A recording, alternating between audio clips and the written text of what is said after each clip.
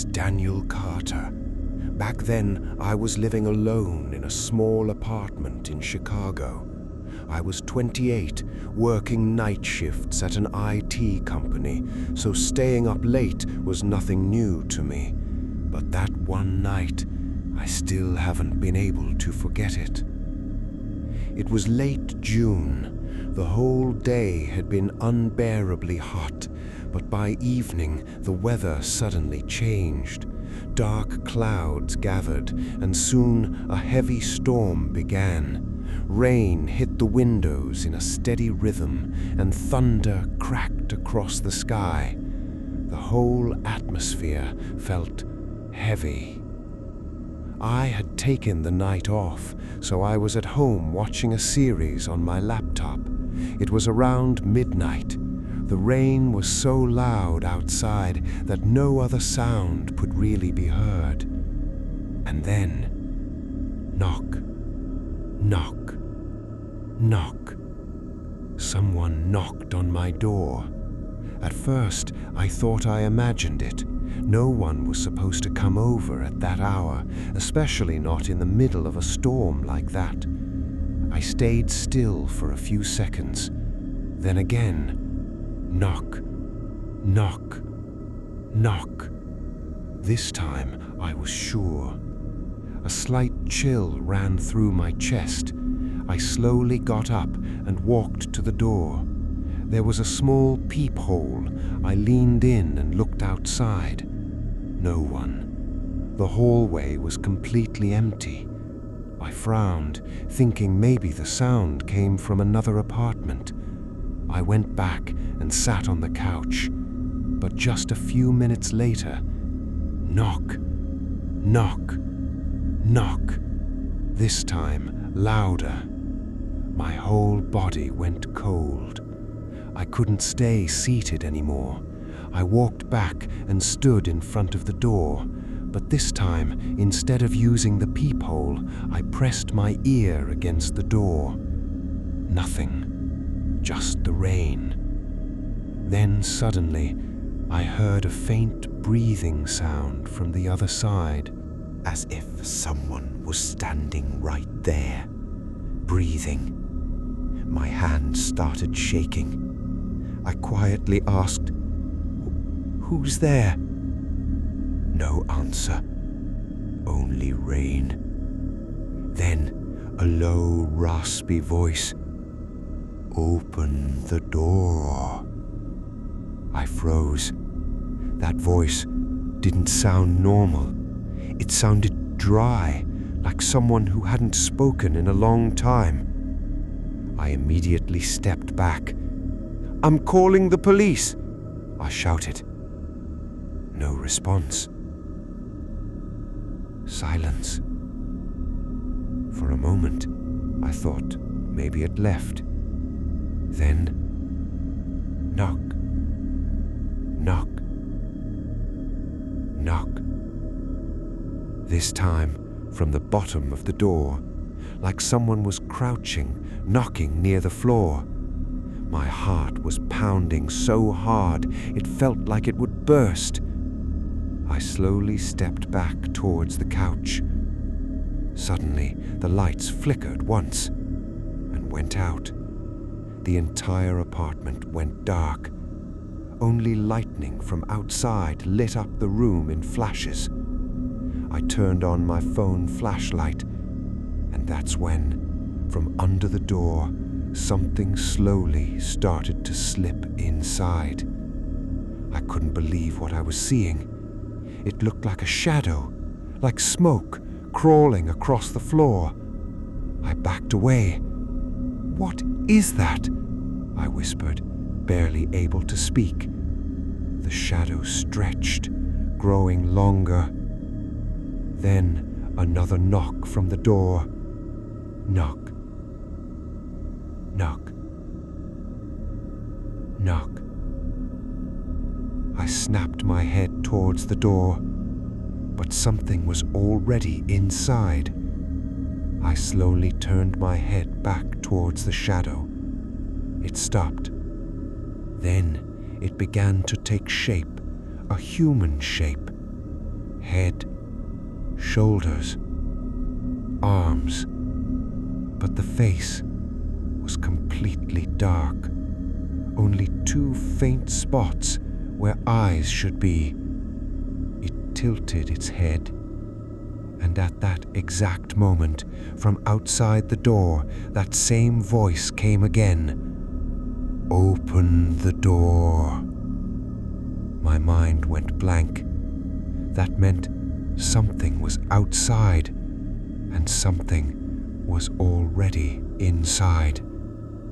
I ran to the kitchen and grabbed a knife, but my hands were shaking so badly I could barely hold it. The shadow slowly moved towards me. No footsteps, just silence and my breathing. Then it stopped, and in a voice that sounded exactly mine, it said, "Daniel, open the door." My body went numb.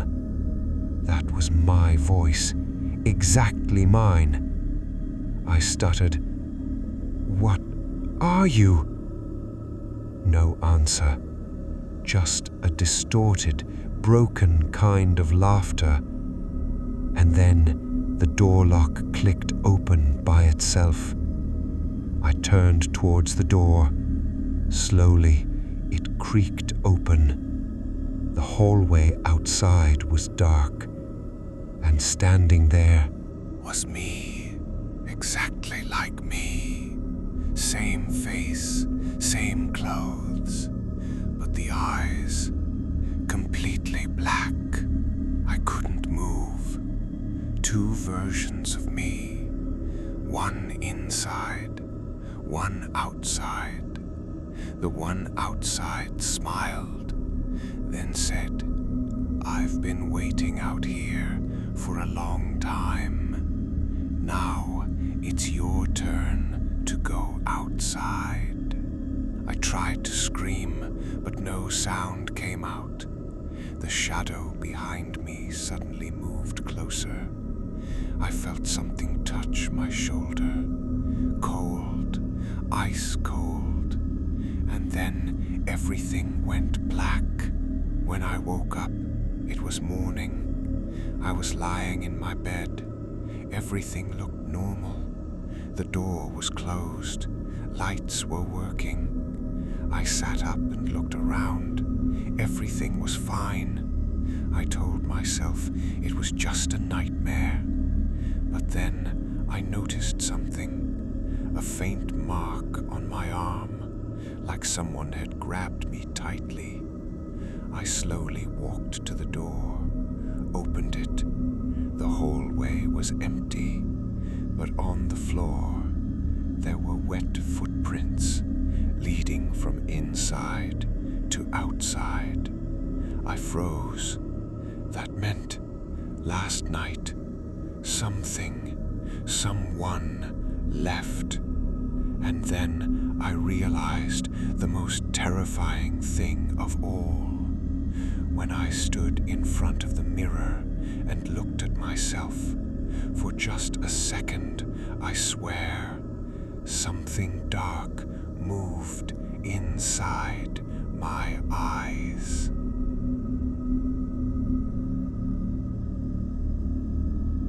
I'm Daniel Harper. By profession, I am a real estate agent, but the most terrifying and unexplainable experience of my life had nothing to do with buying or selling houses. It was about the lake beside my own home. This happened about 3 years ago. I had just moved into a quiet, somewhat isolated town. My house was right next to a massive lake. During the day, the place looked beautiful. Clear water, tall trees surrounding it, and sometimes ducks floating peacefully. People often came there for morning walks. But at night, everything changed. For the first few days, I didn't notice anything unusual. I was busy with work, and I'd just come home, eat, and sleep. But one night, I suddenly woke up I couldn't figure out why at first. Then I heard it. A soft splashing sound, like someone gently moving their hands in water. I walked over to the window. Outside was dark, except for faint moonlight reflecting on the lake. And that's when I saw her for the first time. A woman. She was standing in the middle of the lake, bathing. At first, I thought maybe she was just some local woman with unusual habits, but something felt off. It was around 2:30 a.m. I kept watching. She was slowly pouring water over herself. Her long hair clung to her body. I couldn't clearly see her face, but one thing stood out. She never once looked around. It was as if she didn't care if anyone was watching, or maybe she knew, and it didn't matter. I didn't think too much about it that night. I convinced myself maybe she's mentally unstable. But the next night, it happened again. At the exact same time, I stood by the window again. She was there, same spot, same movements. This time, I noticed something strange. She was standing in the water, but her body didn't behave naturally, like she was deeper than she should be, yet she wasn't sinking. A cold feeling spread through my body. The next morning, I met my neighbor, an older man named James. I casually asked him, "Is there anything strange about that lake?" He paused, then looked at me. "Did you see something at night?" he asked. I stayed quiet for a moment and said, "A woman. She bathes there." He didn't smile. His face turned serious. "Stop looking at it," he said quietly. "Why? Is she dangerous?" Mr. James didn't answer. He just said, "You don't need to know everything, Daniel." His words stuck with me. But I'm a curious person, so that night I decided I'd go closer. Around 2 a.m., I quietly stepped out of my house. The entire area was silent. The air was cold, leaves slightly moving in the wind. I walked toward the lake. The closer I got, the clearer the splashing sound became. And then I saw her again. Same position, but this time I was much closer. Her back was facing me. Her wet hair reached down to her waist. Water trickled down her body. I took a few more steps forward. Suddenly, she stopped. All sound disappeared. My heart started pounding. Then, slowly, she began to turn her head. I froze. When her face fully turned toward me, I couldn't breathe. Her eyes, they were completely white, no pupils, just empty white, and water was slowly dripping from the corners of her mouth, like she was drowning from within. I tried to step back, but my legs wouldn't move. She looked at me and smiled slightly. Then, in a soft voice, she said, "You finally came." My entire body went numb. I had never spoken to her. How did she know me? Suddenly, the ground beneath my feet felt soft. I looked down. I was standing in the water. But I was just on the shore. I hadn't even realized when I stepped into the lake. The water slowly rose past my knees, then my waist. I turned back in panic. There was no shore, only water, and her standing in front of me. She stretched out her hand. "Come a little closer." Her voice was calm, but ice cold. I knew something was terribly wrong. I forced my body to move. With great effort, I managed to pull one foot back. At that exact moment, a voice shouted, "Daniel!" I turned. Mr. James was standing on the shore. "Don't look back! Run!" he yelled. I turned forward again. She wasn't where she was before. She was right in front of me, so close I could feel her breath, but it wasn't air. It felt like cold water. She whispered, "They always interfere." Then she reached for my hand. With everything I had left, I threw myself backward. Somehow, I fell out of the water. I scrambled to the shore. Mr. James grabbed me and pulled me away. We were both breathing heavily. I tried to look back, but he gripped my shoulder tightly. "No," he said, "never look back." We quickly returned to the house.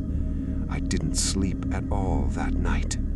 The next morning, I went to Mr. James again.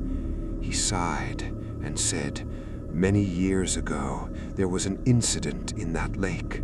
A woman drowned there at night. Some say she jumped, others say she was pushed." I listened silently. "Since then," he continued, "she comes back almost every night. If someone sees her and gets close, she takes them." "Where?" I asked. He looked straight into my eyes. "To a place no one returns from." My body trembled. "But I came back," I said.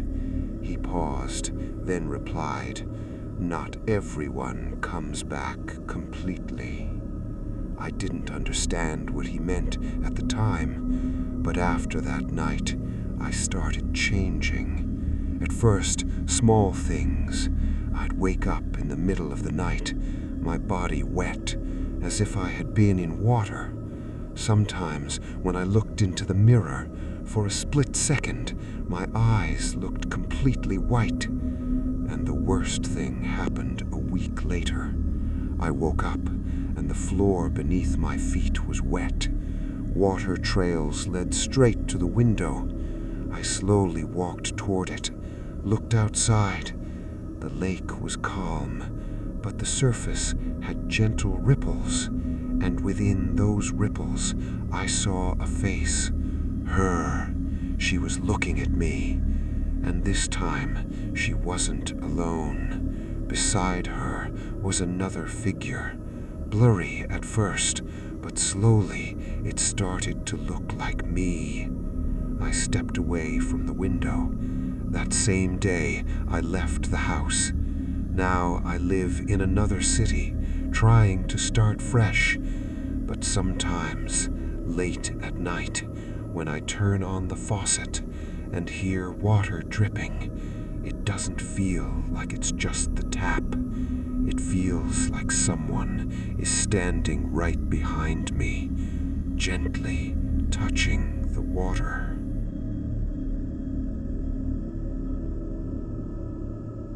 I was in 9th grade at the time.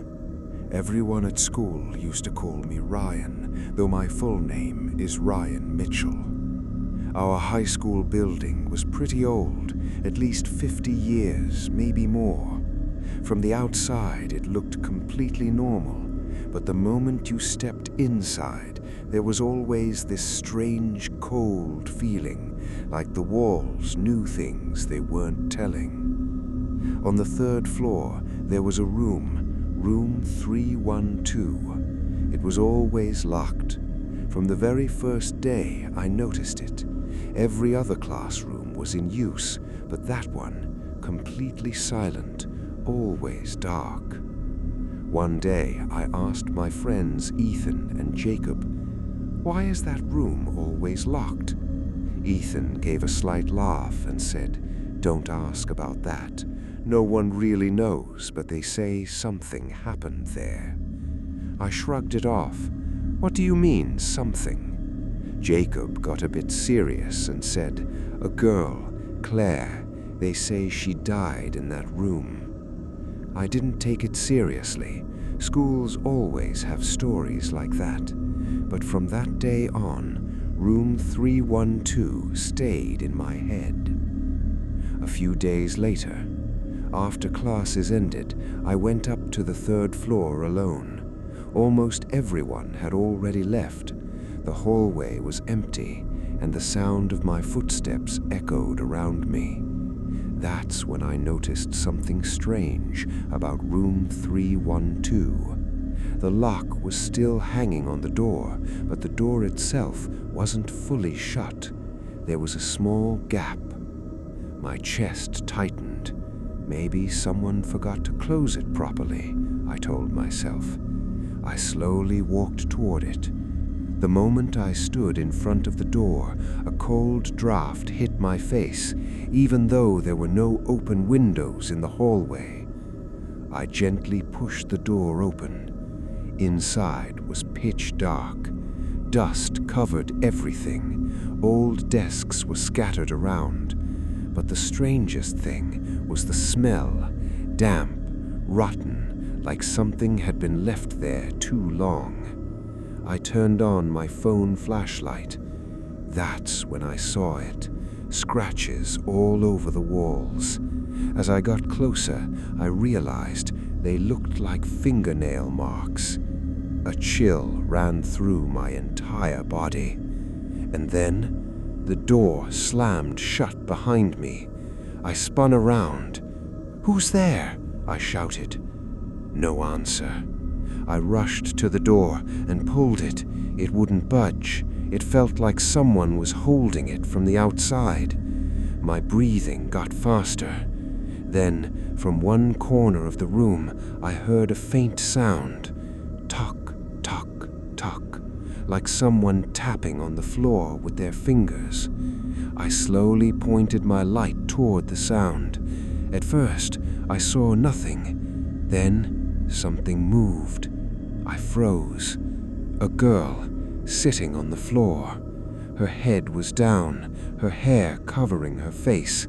She was slowly tapping the ground with her fingers. My throat went dry. "Hey, what are you doing here?" She stopped. Silence. Then, very slowly, she lifted her head. I will never forget that face. Her eyes, completely black, no white at all.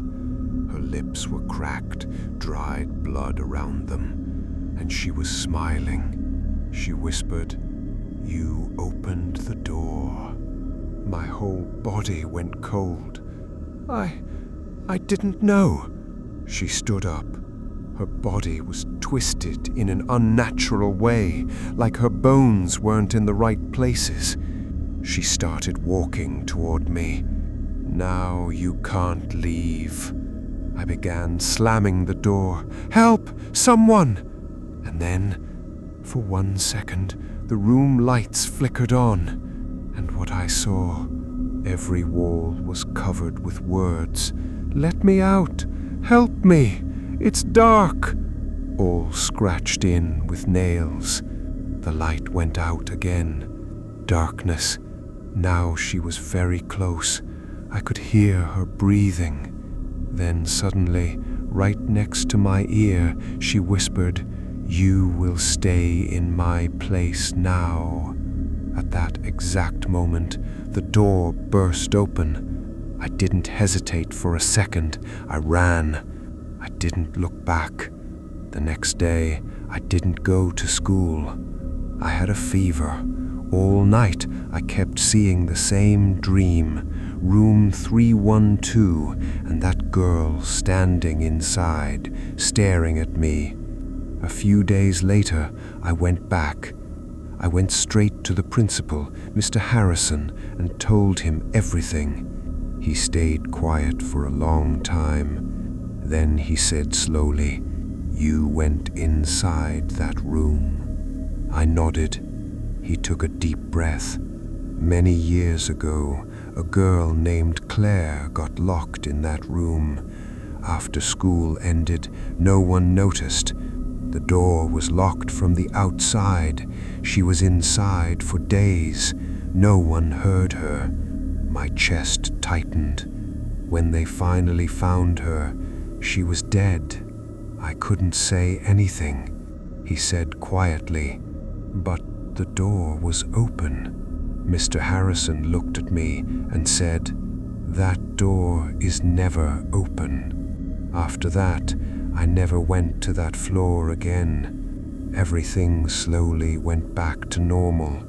But one thing still hasn't. A week after the incident, I found a piece of paper in my bag. I'm sure it wasn't there before. I opened it. Inside, scratched like before, it said, "Thank you for opening the door." And below that, another line, "Now I can come out." Since then, every night I hear a soft tock, tock on my bedroom door. I have never opened it, and I know whatever is on the other side is still waiting.